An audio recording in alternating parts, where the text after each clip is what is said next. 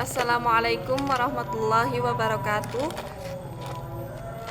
Saya akan melanjutkan video tentang Ken Wilber tentang integrasi sains dan agama. Relasi sains dan agama merupakan dua hal yang sangat penting dan menjadi topik yang sangat hangat sampai saat ini. Sains berupaya mencari kebenaran dengan menggunakan metode tertentu, dan agama memberi makna. Mempertemukan kebenaran dan makna atau sains dan agama sangat sulit untuk secara bersama-sama, dan relasi keduanya untuk dapat diterima oleh semua kalangan. Ketidaksepakatan tentang otoritas relatif dari sumber pengetahuan selalu menjadi masalah yang diperdebatkan tentang relasi sains dan agama. Sains dan agama telah membagi perhatiannya terhadap hubungan antara yang dapat diobservasi dan yang tidak dapat diobservasi. Berdasarkan 4 pola relasi sains dan agama, menurut Barbour, seperti yang telah diuraikan pada bab kedua, integrasi adalah salah satu dari pola relasi tersebut. Pola relasi yang lain adalah konflik, independensi, dan dialog. Sedangkan Hawke juga merumuskan 4 pola relasi yang konflik, kontras, kontrak, dan konfirmasi. Pola Barbour dan Hawke pada dasarnya hampir sama meskipun terdapat perbedaan yang tidak begitu signifikan. Hampir senada yang dikemukakan oleh Barbour dan Hawke. Wilber merumuskan 5 pola dan sikap hubungan sains dan agama yang berkembang. Pertama, sains menolak validitas agama. Sikap ini dibangun dengan pendekatan empiris dan positivistik, seperti yang dikembangkan oleh antara lain Auguste Comte, Karl Marx, Sigmund Freud, dan Bertrand Russell. Kedua adalah agama menolak validitas sains. Sikap ini dilakukan oleh kalangan fundamentalis agama yang menolak modernitas. Sikap ketiga adalah sains salah satu bentuk pengetahuan dan dapat sejalan dengan agama. Sikap keempat adalah sains menawarkan argumen yang dapat menguatkan ekstensi spirit atau roh. Kelima adalah pandangan yang menjadikan sains bukan pengetahuan tentang dunia, melainkan interpretasi tentang dunia, sehingga status sains sama dengan seni. Sikap pertama dan kedua menunjukkan dengan jelas bahwa agama dan sains tidak dapat diintegrasikan. 3 sikap berikutnya menggambarkan bahwa tidak cukup kuat bukti untuk integrasi sains dan agama. Berbeda dengan kelima sikap tersebut. Pada uraian berikutnya akan diuraikan konsep Wilber tentang beberapa persyaratan dan argumen terjadinya integrasi sains dan agama. Pola relasi sains dan agama yang pertama, baik menurut Barbour maupun Hawke, adalah konflik. Ken Wilber menilai bahwa paling tidak ada 2 alasan yang mendasar terjadinya konflik antara sains dan agama. Kedua alasan tersebut adalah: pertama, adanya penolakan modernitas, terutama positivisme radikal dan materialisme ilmiah terhadap segala hal yang bersifat non-fisik. Sedangkan yang kedua adalah dogma dan tema-tema mitos puitis dari penganut agama tradisional bertentangan dengan integrasi ilmiah. Konflik sains dan agama seperti tersebut pada dasarnya tidak perlu terjadi jika tidak ada kesalahan kategori. Jika sains dipahami tetap sains dan agama tetap agama, sehingga teolog tidak berupaya menjadi saintis dan sebaliknya, saintis tidak menjadi teolog. Oleh karena itu, bagi Wilber, konflik sains dan agama adalah konflik antara aspek-aspek pseudo-ilmiah dari agama dan aspek-aspek pseudo-keagamaan dari sains. Sains modern sangat antagonis dengan agama yang telah mapan. Sains ortodoks dan agama ortodoks sangat tidak dipercaya dan keduanya saling merendahkan. Sains dan agama tidaklah sepadan, karena agama bebas dari keraguan dan tidak seperti sains. Agama mengatur seluruh bentuk kehidupan dan tidak seperti sains. Serta agama lebih merupakan gambaran seseorang untuk mengatur hidupnya, bukanlah ekspresi keyakinan. Tesis ketidaksepadanan sains dan agama yang dikemukakan oleh Putnam didasarkan atas kontemplasinya terhadap standar dasar yang berbeda dari kognitivitas. Sains didasarkan pada Vernunvik, sedangkan agama didasarkan pada Verstand. Diskurs non-ateis cenderung mempertentangkan antara agama dan sains, keyakinan dan keraguan, serta pramodern dan modern. Diskursus neo-ateisme tersebut merujuk pada pemikiran dan tulisan dari Richard Dawkins 2006, Daniel Dennett 2007, Christopher Hertz 2007, dan Sam Harris 2005. Pengalaman spiritual sebenarnya dapat dibuktikan oleh siapa saja bila metode yang digunakan bersama, seperti halnya dengan pengalaman indrawi atau fisika. Bagi Wilber, tidak ada pertentangan antara sains dan agama. Pertentangan yang ada adalah pertentangan antara sains dan agama yang bersifat eksperensial melawan sains dan agama yang bersifat dogmatik. Dengan kata lain, pertentangan yang terjadi adalah sains dan agama yang asli melawan sains semu dan agama semu. Untuk upaya mengintegrasikan agama dan sains tidaklah mudah. Untuk mengintegrasikan sains dan agama harus dicari dan dikemukakan terlebih dahulu inti kesamaan semua agama. Jika hal itu dapat dilakukan, maka integrasi sains dan agama yang dihasilkan hanya bersifat parsial dan pada agama tertentu saja. Integrasi tersebut merupakan integrasi sempit. Wilber menawarkan sebuah pendekatan integral untuk penilaian terhadap berbagai fenomena dalam setiap kuadran dan tingkah dan menghubungkan satu sama lain tanpa reduksi. Pendekatan integral tersebut adalah sebuah model harmonisasi sains dalam pengertian luas terhadap setiap kuadran, atau pembedaan dalam modernitas dan tingkatan atau agama-agama pramodern.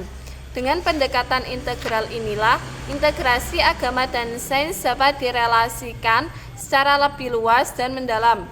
Menurut Wilber, jika integrasi sains dan agama benar-benar dapat dilakukan, maka integrasi tersebut harus mencakup integrasi tiga aspek besar atau the big three, yaitu seni, moral, dan sains. Integrasi bukanlah dengan merubah bentuk dari ketiga aspek tersebut agar sesuai, namun dengan mengambil masing-masing aspek secepat mungkin, mengikuti paradigma baru agar cocok dengan spiritualitas. Integrasi bukan dimaksud untuk menghapus perbedaan. Pendekatan integrasi di atas adalah pendekatan integral terhadap tiga aspek besar, atau yaitu seni, moral, dan sains. Peluang integrasi sains dan agama yang paling besar adalah dengan cara mengintegrasikan tiga aspek besar atau the big three, mengatasi pemisahan dan bencana modernitas, dan memberikan tempat yang lebih besar bagi postmodernitas. Dalam menganalisis relasi sains dan agama, menurut Wilber, perlu terlebih dahulu dipahami definisi sains itu sendiri. Orang tentu saja bebas mendefinisikan sepanjang konsisten sehingga dapat dipahami secara jelas hubungan sains dan agama tersebut. Jika sains didefinisikan secara sederhana sebagai pengetahuan, maka agama menjadi salah satu bentuk sains. Pada sisi lain, jika sains dipahami sebagai sebuah pengetahuan empiris yang dapat dibuktikan keberadaannya secara empiris, maka semua agama adalah non-ilmiah. Konsekuensi logis dari konsep sains ini memunculkan dua pandangan. Pertama, agama adalah keyakinan dan nilai personal dan tidak dapat masuk ke ranah saintifik. Pandangan ini sejalan dengan dikembangkan oleh para saintis modern bahwa agama tidak bertentangan, tidak dapat dikompromikan, dan setara dengan sains karena ranah keduanya memang berbeda. Kedua, agama sebagai suatu yang non-ilmiah dipandang secara objektif seperti pandangan agama menurut Comte, Freud, Marx, Feuerbach, dan pandangan tokoh positivisme logis seperti Anyer dan Quine. Jika ranah pengetahuan yang didasarkan pada rasional dan spiritual tidak dapat dikategorikan sebagai sains karena tidak empiris, maka meski agak keberatan, Wilbert menyebutkan dengan sains yang lebih tinggi.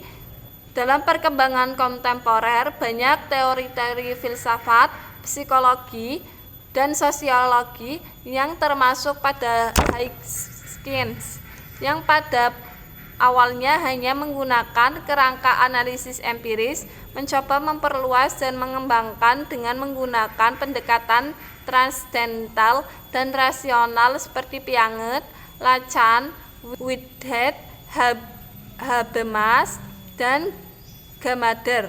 Sementara itu, banyak pula teori-teori yang diklaim termasuk ke dalam New and Higher Science, sains baru dan lebih tinggi, yang bersifat transendental, transpersonal, dan spiritual, mengembangkan sisi-sisi empirisnya. Empiris di sini tentu saja bersifat eksternal dan eksperimental seperti yoga. Sains adalah setiap disiplin ilmu yang secara sadar mengikuti 3 model akumulasi dan verifikasi data, baik dalam ranah indera, akal, spiritual. Data yang berasal dari ranah indera disebut dengan sains monologis atau sains analitis empiris. Data yang berasal dari ranah intelligibia atau akal disebut dengan sains teologis atau sains rasional. Mental fenomenologis, hermeneutik, dan semiotik. Data berasal dari ranah transendentia disebut dengan sains transendental, transpersonal, translogika, translogikal, dan kontemplatif.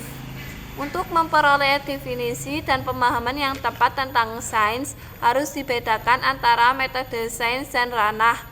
Metode terkait dengan epistemologi sains dan ranah terkait dengan ontologi sains. Menurut Wilbert, sebagian besar di definisi sains hanya menjelaskan terkait dengan metode yang tidak masuk ranah sains, seperti sains adalah bentuk metode untuk mendapatkan pengetahuan di mana hipotesis dapat diuji baik secara instrumental maupun eksperimental melalui pengalaman serta dapat diuji kembali kebenarannya.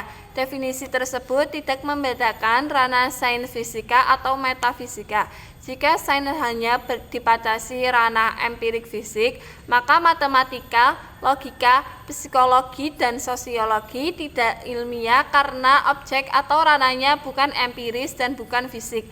Matematika dapat diuji bukan dengan panca indera, tapi dengan bukti koherensi, proposisi logis, dan mental. Oleh karena itu, teori kebenaran matematika adalah teori koherensi bukan korespondensi, sehingga ia dapat dikatakan ilmiah.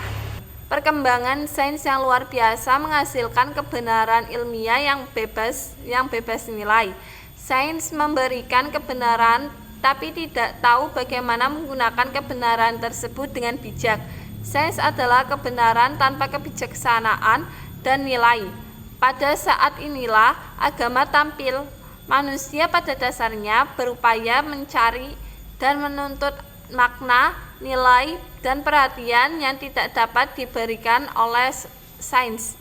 Agama dapat memenuhi harapan dan tuntutan manusia tersebut. Kegagalan upaya integrasi sains dan agama selama ini karena sains empiris menolak semua dimensi interior berdasarkan 2 alasan utama. Pertama, adanya anggapan bahwa semua jenis pengetahuan yang masuk pada ranah interior seperti transcendental, mistik, dan lain sebagainya tidak ada yang real dan tidak dapat dijelaskan serta direduksi oleh pengetahuan objektif atau sains yang bersifat atomistik atau holistik. Kedua, validasi dapat hanya dilakukan oleh sains empiris, sedangkan Jenis pengetahuan lain tidak dapat divalidasi karena bersifat subjektif, personal, dan emosional. Kedua alasan tersebut bagi Wilbert adalah salah dan tidak dapat diverifikasi. Keduanya